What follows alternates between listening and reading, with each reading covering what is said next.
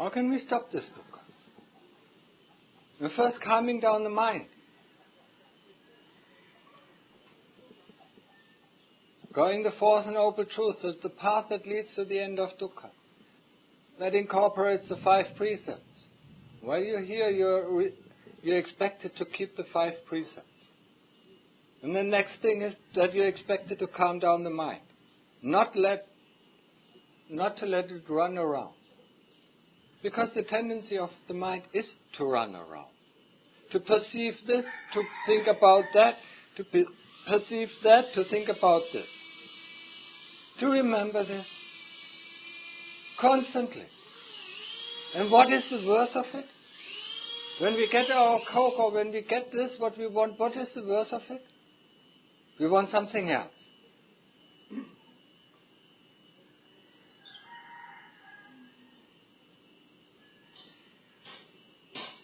We always want. Some men want to be a woman, some women want to be a man. A doctor wants to be a simple person, and a simple person wants to be a rich person, and a rich person wants to be a poor person. You know, we are never satisfied with what we have. It's the tendency of the mind to go out and to perceive things and to imagine things. And this we have to stop. This tendency we have to stop. And that's why we bind it to a pole. And the Lord Buddha called this the training of an elephant. First you tame it, a wild elephant. You tie it to the pole. And the pole is Buddha, or is the breath. So you tie it, and you don't let it off. And once the wild animal knows it cannot run away anymore, it will lie down and go to rest and to sleep. And it's the same thing with the mind. If we don't let the mind go out, it will go to the rest, to a resting place. And when it comes back, it's refreshed. And it will know that it has never been ever rested before. We always run around. During the day we think about this or do this, and in the night we dream about this or dream about that. So when does the mind have any time, to recharge? When does the mind have any time, to rest, to stop it? Just think about the comparison in the world. If you work, not only during the day but only during the night, you never give the body a rest. How long can you do it? 3 days, 4 days, maybe 7 days. And then you break down. So our mind has broken down long time ago. Because we have never given it a rest.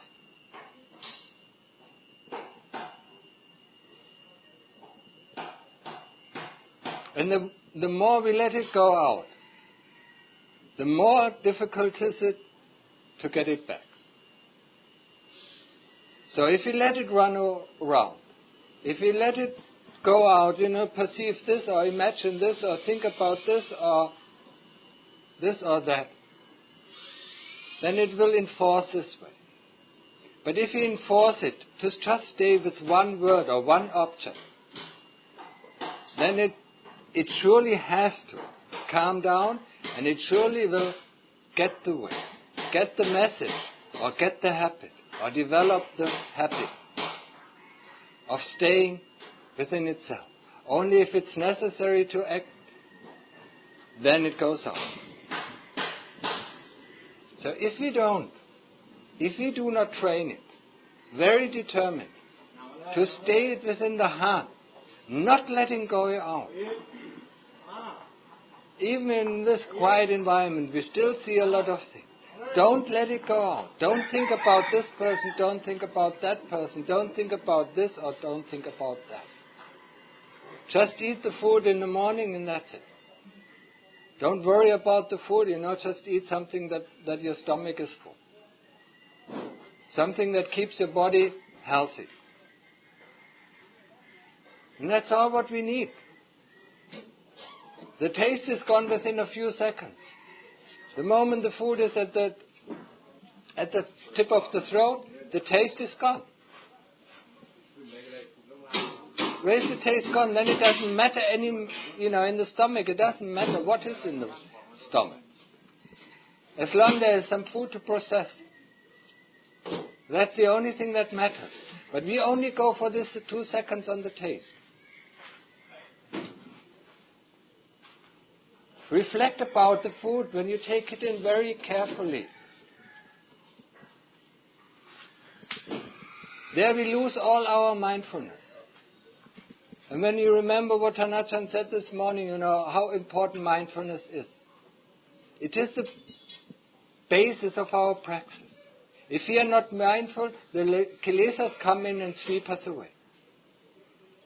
If we are not extremely mindful of any kind of action that we are doing, that means action with the body, or action with the mind, or action with the speech.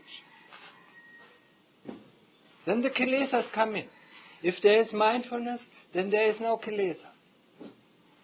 Mindfulness is knowing that we take off the arm, or that we move the arm, and that we grab something, that we grab a glass, and then that we take it to the mouth, and that we open the mouth, and then we swallow the water. That's mindfulness.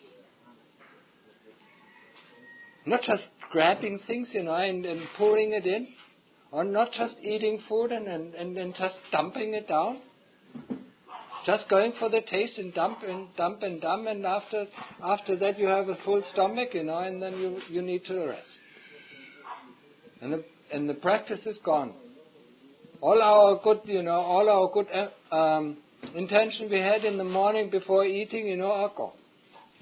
Today we want to do a long walk, or today we want to sit long time, and then after eating, we all are so tired, and we just go and hit the kirschen.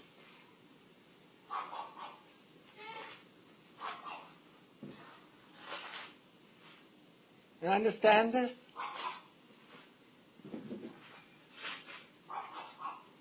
This is the perfect place. This is the perfect place to put the practice. To put the practice into practice. Tanachan really reminds us every day.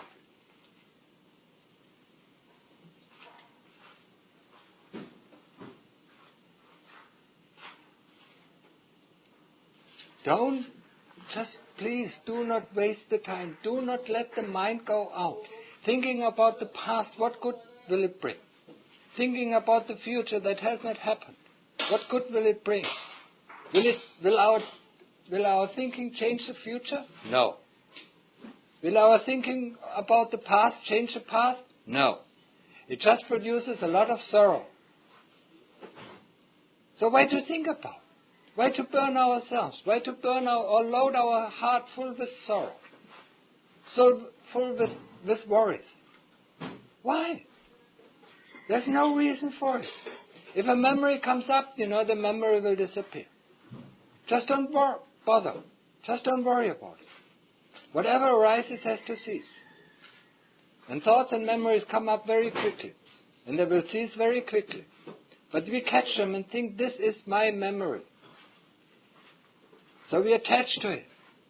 And we think about, why did it come up? It just arises, We don't ask the tree, why did it grow there? It just grows there. What's the reason? It had a seed to grow, and then it grows. And our memories has the seed to grow, so it comes up. It comes into existence and disappears. A thought comes into existence and disappears. So where's the problem? We cling to it and say, this is mine. If it's mine, then I can direct it not to come. Or can direct it to come. But it's not mine. If a feeling comes into existence, and I don't like it, if it would be mine, I can just chuck it out and replace it with a nice feeling. Can I? No. So what's the use of it? A feeling arises and ceases. Memory arises and ceases. Even the body arises and ceases. Can we prevent it to die? I don't think anybody in the world has been successful. Everybody has died already. Or will die. And will be born again. And will die again. and born again, and die again. Endless. No end to it.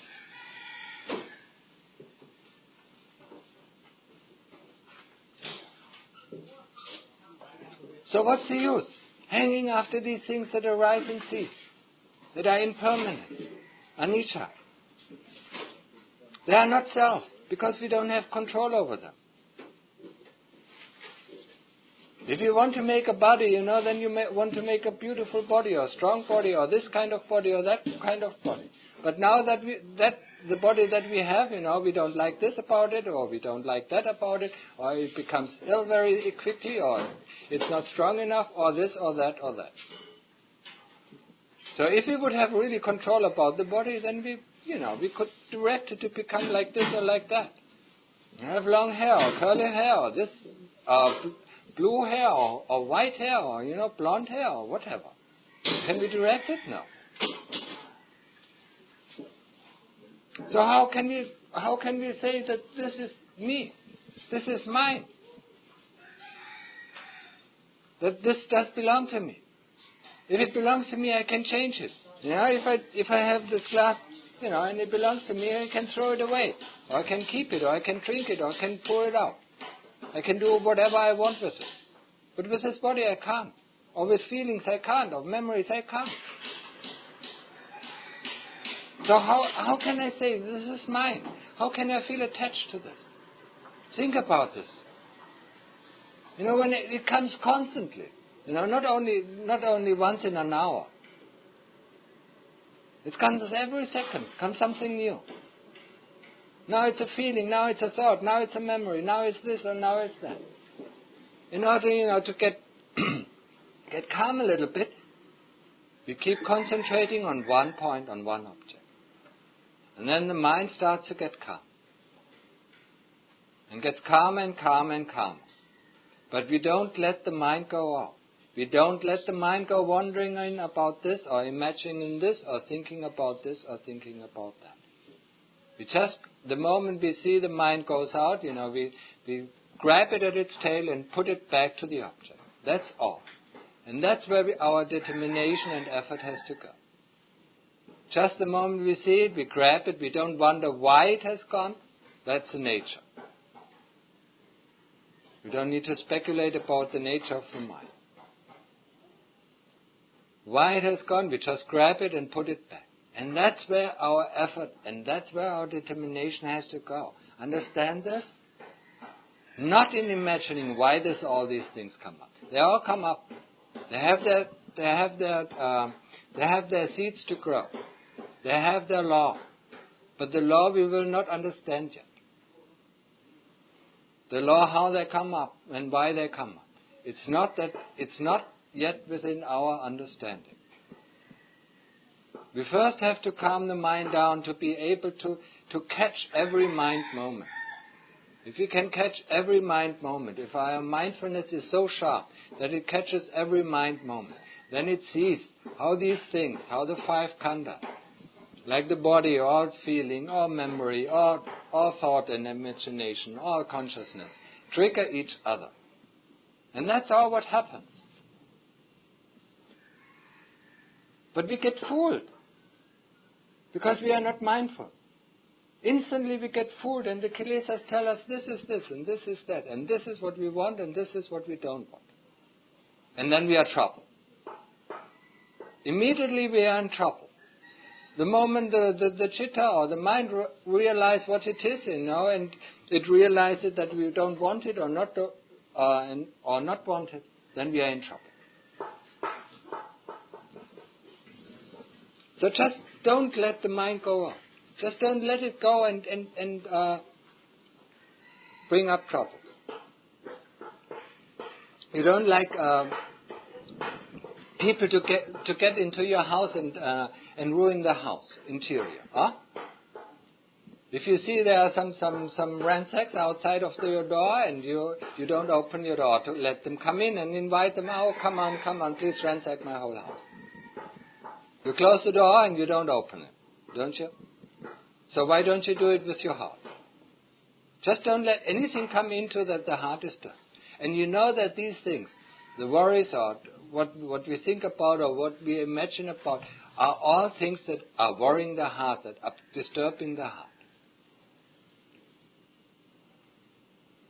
So, get your attention onto your object, and in the beginning of the practice is the object of calm. So this is just one object, and this is easy to remember. You don't even have to ask what our object is. It's the breath coming in or breath going out at the tip of the nose, or it is the mental repetition of the word Buddha, Buddha, Buddha, Buddha, Buddha. And no matter what Buddha, we always can repeat Buddha. No matter what. Don't waste your time. You don't know how much time you have. You don't know when you die. It can be tomorrow or it can be in 20 years. Or 40 years. But it could be tonight as well.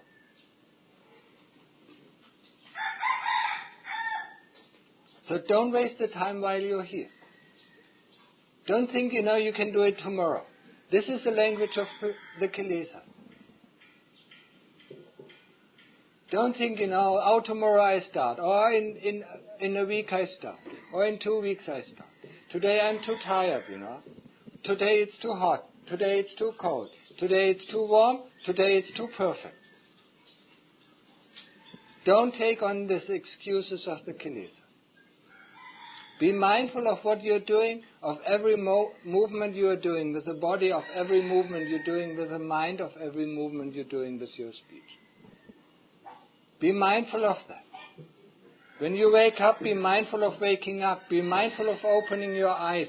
Be mindful of getting up. Be mindful of wearing the robes or putting on your clothes.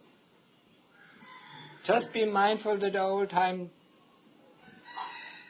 It is difficult because the mind likes to run around. It likes to perceive this or likes to perceive that. That is the natural tendency of the mind. So don't indulge into the natural tendency. Just train the mind, to stay calm. Just train the mind to stay on this one object. And it will be calm. It has to become calm. Because it cannot encounter all these things that are disturbing the heart. Can it? If it doesn't go out, it cannot. If you are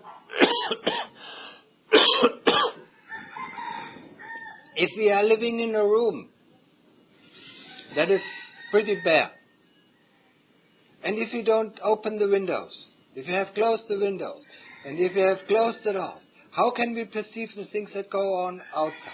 We do not perceive them.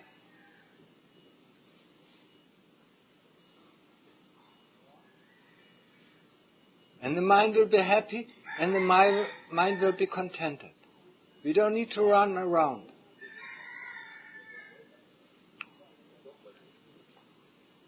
And if you continue with this practice, the mind gets one-pointed. And what does it mean, one-pointed? We talk about this world as the world of duality. Dual. That means two. There's one who perceives, and there's an object to be perceived. It's me and you. That's duality. So once we get one-pointed, one point is one point, then everything disappears. The whole world of duality disappears.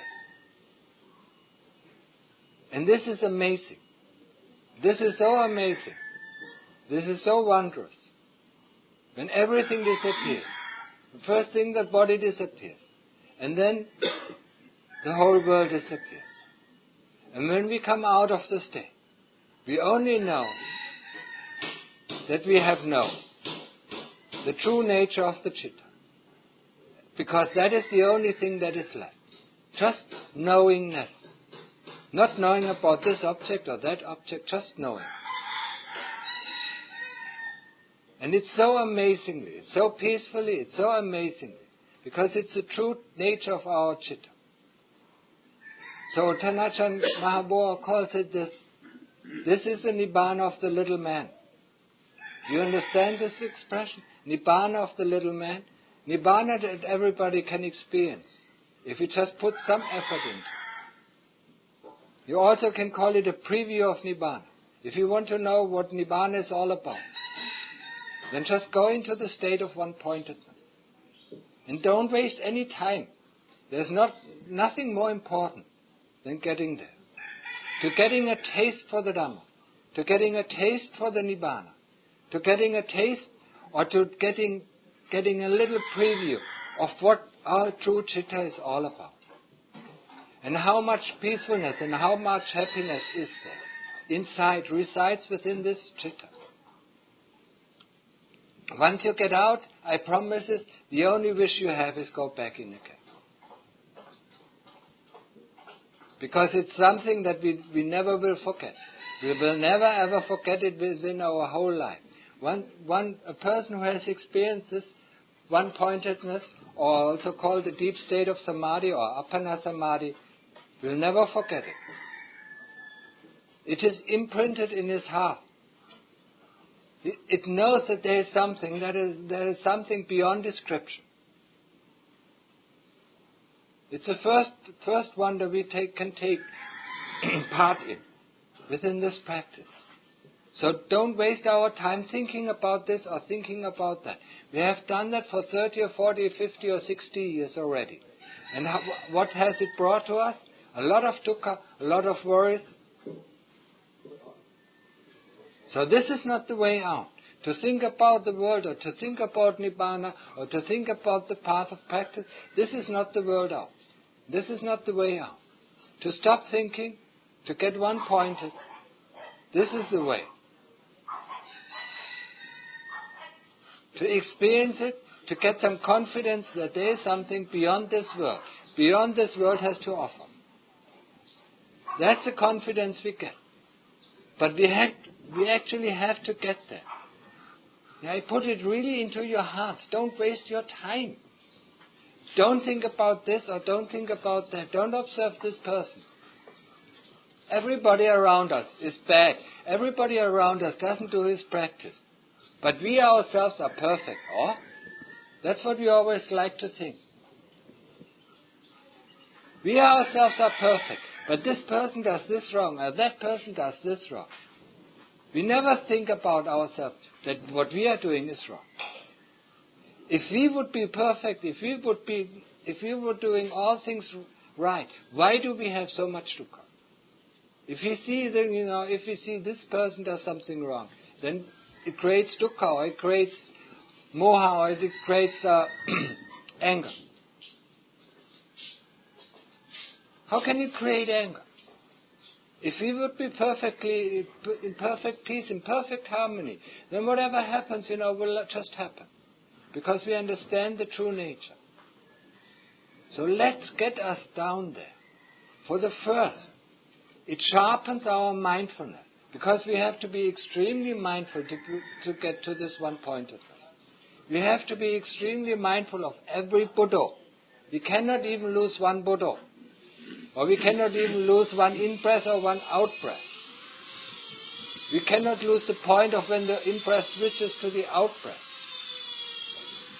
If we lose it, we have to start all over again.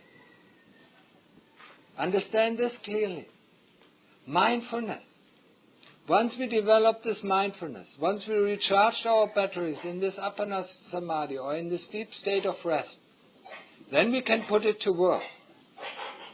Because once we get out of this state, we come back into this world of existence.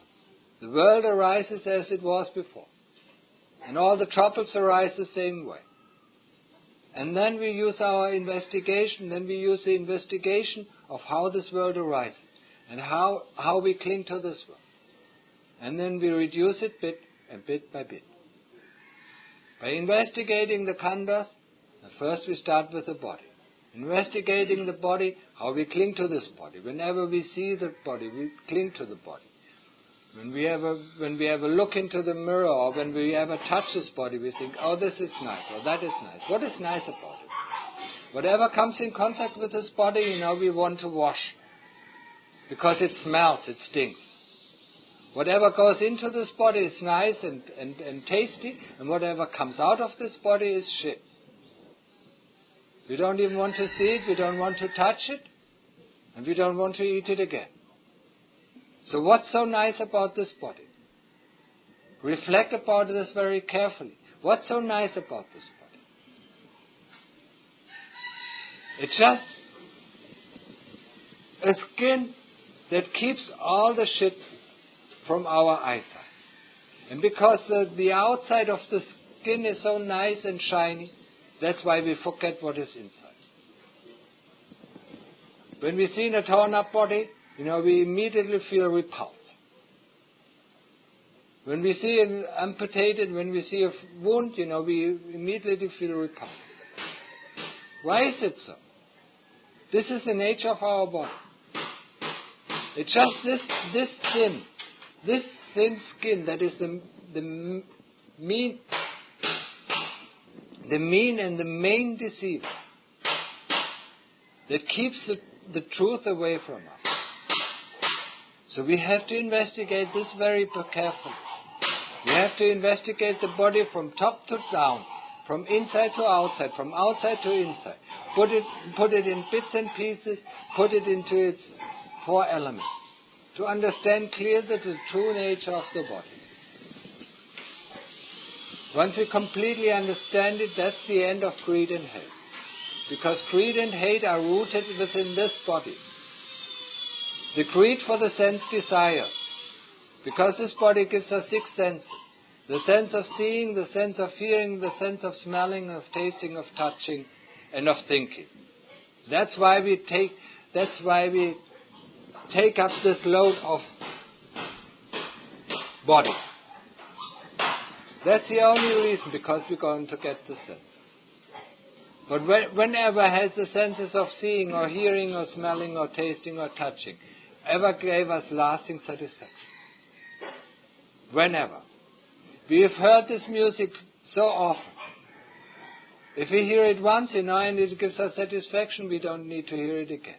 If we want to taste this again, then, when it gives us lasting satisfaction, why do we need to taste it again? And taste it again, and taste it again. Think about it clearly. Use your brain, to think about what you're doing. And why you're doing. And what effect it has on the heart. Think. Use this brain. In order to investigate the true nature. Really use it. Not just use it as your playing ground. Or use it as mental masturbation. That's why we use it for. Mental masturbation. We produce images that we run after. Images that are nice and beautiful and inducing. Like a person, who is a poor person and wants to be a rich person, lies in his chair, and thinks for the next 5 years about what he can do with all his millions that we will earn tomorrow. And after 5 years, he gets up from the chair and he is poor as he has been before. He just delights in his own thinking. He just delights in his own imagination. You see this clearly? Can you understand it? Can you get a grip of it? Can you grip of it? Just a grip of it, make things change.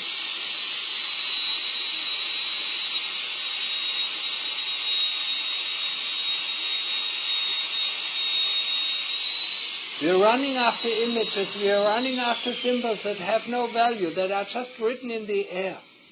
Whenever we want to grab it, they disappear. Like the images we drawn up in our mind, once we want to grab it, they disappear. They are not real.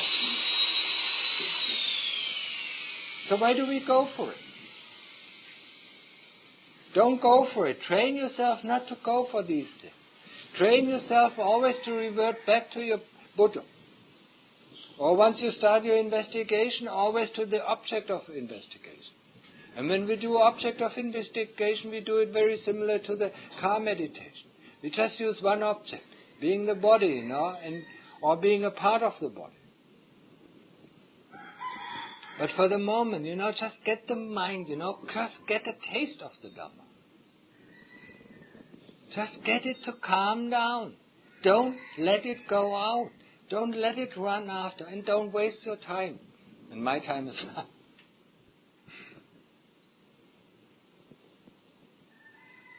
I know what I'm talking about. I've experienced myself. I'm not just talking from books. I know what it means. It had really has burned into my heart. So I just want to encourage you to go there, to get a taste for it. And this makes a whole difference. Believe me, it makes a whole difference.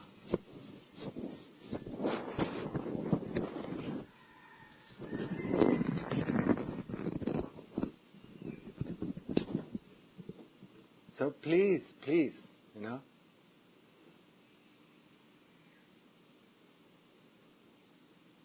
do the utmost. And it's not, the effort is not to push the word Buddha, or to push the breath, or to change the breath, or to change the Buddha. But the effort is to always bring the mind back to the Buddha. That's where our effort goes. That's where our determination goes. Not letting the mind go out. We have to train this. Because we have never trained it before. So every start of the training is difficult. Understand this. So whatever, If it doesn't happen now, then it happens the next moment. But if you keep on doing it. So, Buddha.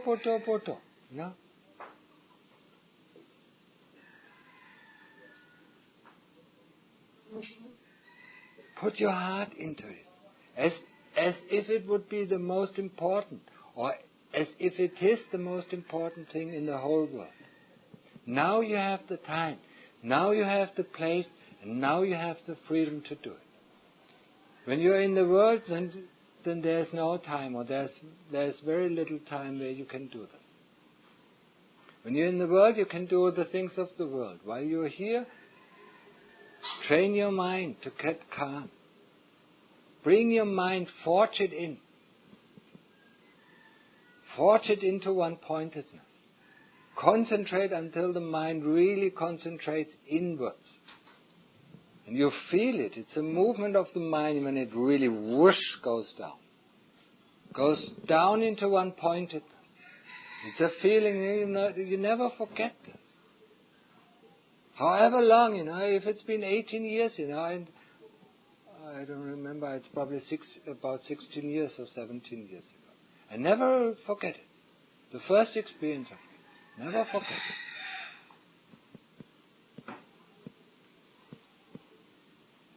And if I was able to do it, so why should you not be able to do it? It's just a matter of determination. Just don't let the mind go out anyway. Where it goes out, and that's why I gave you in the beginning this example. Where it goes out, it always brings back a lot of worries, and it brings back a lot of restlessness. Dissatisfaction, or dukkha, however you call it. Whenever it goes out, what it brings back, as it's low, is dissatisfaction. Because we either long for something that we can't get, or we dislike something that we cannot get rid of. Okay.